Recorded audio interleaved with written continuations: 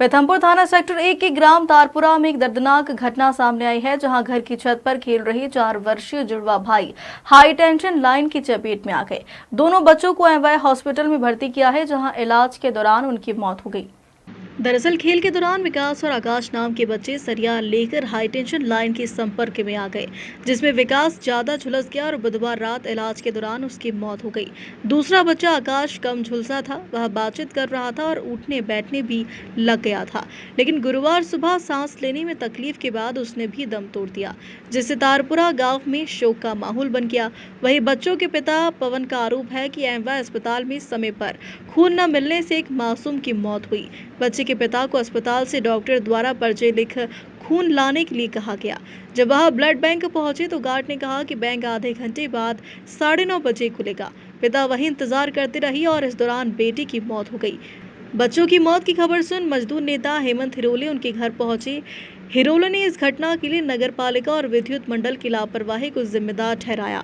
विद्युत मंडल अभियंता संजीत कुमार ने पीड़ित परिवार को मुआवजा देने का आश्वासन दिया है। साथ ही जिस लाइन से हादसा हुआ उसे जल्द ही शिफ्ट करने और शहर में ऐसी अन्य जगहों को चिन्हित कर कार्रवाई करने की बात कही है।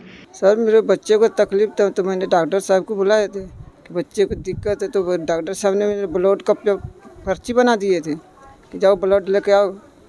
तो मैं ब्लड का पर्ची लेके 9 नंबर में गया। वहाँ गार्ड आया तो पूछे गार्ड से कि कब खुलेगा, तो उसने बोले कि 9:30 बजे खुलेगा, 9:30 बजे आना। तो मैं आधे घंटे वहाँ बैठ के इंतज़ार किया। उसके बाद मेरे दिल में तसल्ली नहीं हुआ, तो फिर मैं वापस आ गया बच्चे को देखने के लिए। वहाँ से आया तो मेरा बच्चे नहीं था, मेरे बच्चे करंट से लग गया था ना, जल गया था दिल। बहुत दुखद घटना है कि नन्हे मुन्ने हर बच्चे का एक आकस्मिक करंट लगने से मृत्यु हुई है। जानकारी मिली पेपर के माध्यम से और मीडिया के माध्यम से, तो हम लोग तुरंत पीड़ित परिवार को मिलने आए। ये बच्चा बिहार का नहीं, हम लोग यूपी बिहार या अन्य क्षेत्र का नहीं मानते, हमारे पीथमपुर का है। हमारे पीथमपुर का 2 बालकों की एक साथ मृत्यु हुई, इसलिए हम लोग बड़े दुखी है। लेकिन इसमें कहीं ना कहीं इस मृत्यु का कारण नगर पालिका की भी लापरवाही है और एमपीबी की भी लापरवाही है। इतनी बड़ी हाई टेंशन वायर जाने के बाद भी नगर पालिका और एमपीबी की इत घोर लापरवाही का नतीजा आज एक माँ बाप ने 2 बच्चों को खोया। जिन बच्चों का भविष्य बनाने के लिए बिहार से वो यहाँ आए थे, उन्होंने जिनका भविष्य यहाँ बनाना था उनका भविष्य ही उजड़ गया। तो ये बहुत दुखद है। हम नहीं चाहेंगे इस प्रकार की घटना हो। नगर पालिका को भी इसका ध्यान रखना चाहिए और एमपीबी के अधिकारियों को भी इस प्रकार की इनकी जो तारें हैं, ये जो हाई टेंशन के वायरें जा करी है, इसके भी इस पर ध्यान रखना चाहिए कि ऐसी पुनरावृत्ति ना हो और ऐसे किसी के साथ भी इतनी मार्मिक दिल दहलाने वाली हृदय विदारक घटना ना घटे। तो इससे हम बहुत पीड़ित है और शासन प्रशासन से मांग करते हैं हम लोग कि पीड़ित परिवार को मुआवजा दिया जाए, ये हमारी मांग है। डॉक्टर हेमंत कुमार हिरोले, सामाजिक कार्यकर्ता।